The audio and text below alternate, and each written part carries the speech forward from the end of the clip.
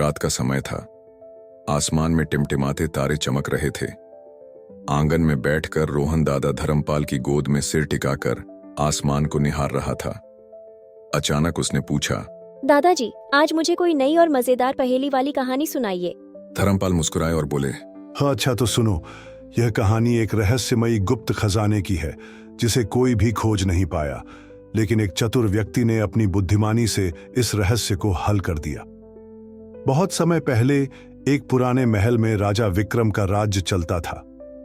राजा बहुत ही दयालु और न्यायप्रिय था, लेकिन उसकी एक खासियत थी, वह अपने खजाने को बहुत गुप्त रखता था। राजा की मृत्यु से पहले उसने अपने खजाने का राज एक पहेली में छिपा दिया। राजा के मरने के बाद सभी लोग खजाने को पाने के लिए उत्सुक थे, लेकिन पहेली इतनी कठिन थी कि कोई भी उसे हल नहीं कर सका। राजा ने एक पत्थर के स्तंभ पर यह पहेली खुद लिखवाई थी, जिसे देखो पर छू न सको, जिसे पकड़ो पर रोक न सको, जिसे चाहो पर पास न रख सको, जिसके बिना जीवन अधूरा हो। गांव के सभी ज्ञानी और पंडितों ने इस पहेली को हल करने की कोशिश की, लेकिन कोई भी सफल नहीं हुआ। फिर एक दिन गांव में एक बुद्धिमान युवक आया जिसका नाम अर्जुन था। उसने पहेली को ध्यान से पढ़ा और गहरी सोच में पड़ गया। धर्मपाल ने कहानी यहीं रोक दी और मुस्कुराते हुए बोले, अब बताओ रोहन, अर्जुन ने इस पहेली का क्या उत्तर दिया? रोहन ने माथे पर हाथ रखा और सोचने लगा। उसने धीरे धीरे पहेली की पंक्तियां दोहराई। जिसे देखो पर छू न सको, जिसे पकड़ो पर रोक न सको, जिसे चाहो पर पास न रख सको, जिसके बिना जीवन अधूरा हो। कुछ देर बाद उसकी आंखें चमक उठीं। दादाजी, क्या जवाब हवा हो सकता है? धर्मपाल मुस्कुराए।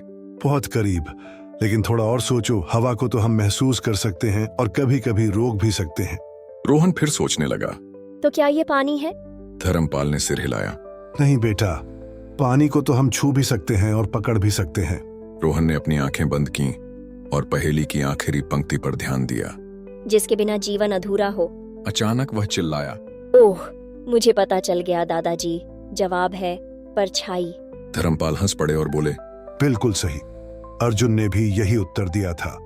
राजा ने अपने खजाने का राज एक गुप्त स्थान पर रखा था, जहां सूरज की रोशनी पड़ते ही एक खास चिन्ह बनता था। अर्जुन ने समझ लिया कि खजाना वहीं छिपा होगा जहां सूर्य की रोशनी पड़ते ही एक रहस्यमयी छाया बनती थी। उसने वह स्थान खोज निकाला और खजाना पा लिया। रोहन खुशी से उछल पड़ा। वाह, तो इसका मतलब यह हुआ कि कठिन पहेलियों का हल ध्यान से सोचने पर ही मिलता है। धर्मपाल ने प्यार से उसके सिर पर हाथ फेरा और बोले, बिल्कुल, धैर्य, तर्क और बुद्धिमत्ता से हर समस्या का हल निकल सकता है। बस सही दिशा में सोचना जरूरी है।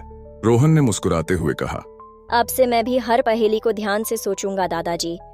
धर्मपाल ने हंसते हुए कहा, और यही तुम्हें सबसे चतुर बनाएगा मेरे बेटे। और अब आपकी बारी है। इस पहेली को ध्यान से सुनिए। एक जगह पर ऐसो पानी, हाथी खरा नहाए, पीपल पेड़ फुन्नक तक भीगे, बैल प्यासो जाए। क्या आप इस पहेली को सुलझा सकते हैं? नीचे कमेंट में अपना जवाब दीजिए।